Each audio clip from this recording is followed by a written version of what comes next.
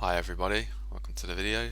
So today we're going to be looking at how we can trim surfaces using other surfaces so that we can get a combination of the two geometries. So on the screen here you can see that I've got a boundary blend section. Okay, so this is obviously sort of like a tapering cone section, and on here I've also got a cylinder generated through an extrusion.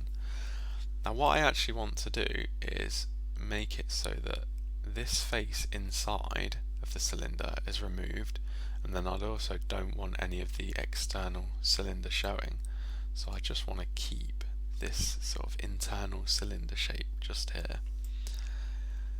So in order to do that we need to use the trim feature.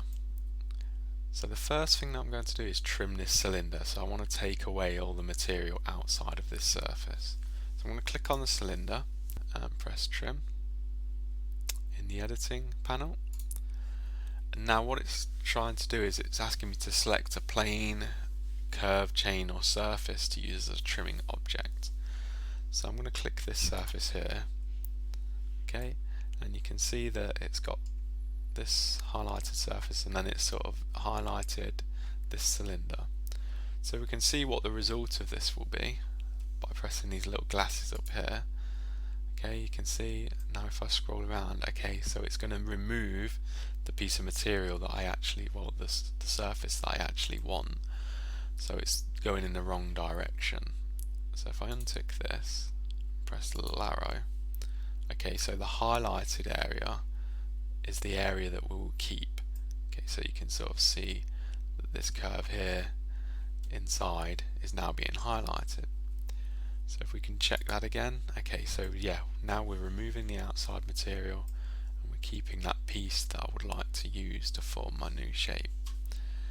So I can get rid of this, and then what we're going to do is click OK. Okay, so we've now got this internal piece of material. Now what I want to do is remove this section here. So again we can do that using the trim command. So if we click on this surface, click trim, and so this time we're going to use this piece of material from the cylinder. Okay, and okay, so if we have a look now, it's going to keep this and remove that piece there. So let's just check that that actually works out.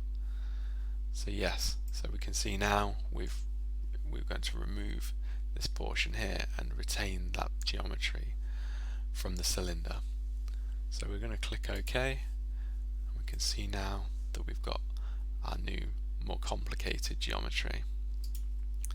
So what we can do is just have a look at the wireframe, okay, and we can see actually that the edges probably need to be merged because they're light pink. So let's go back to shading with edges, and we're going to click on this surface, and then we're going to click on this surface, pressing Ctrl, and we'll merge those two together. Click OK, and then let's just double check that they've merged together. Yes, so now they're dark purple. So those surfaces are now fully joined together.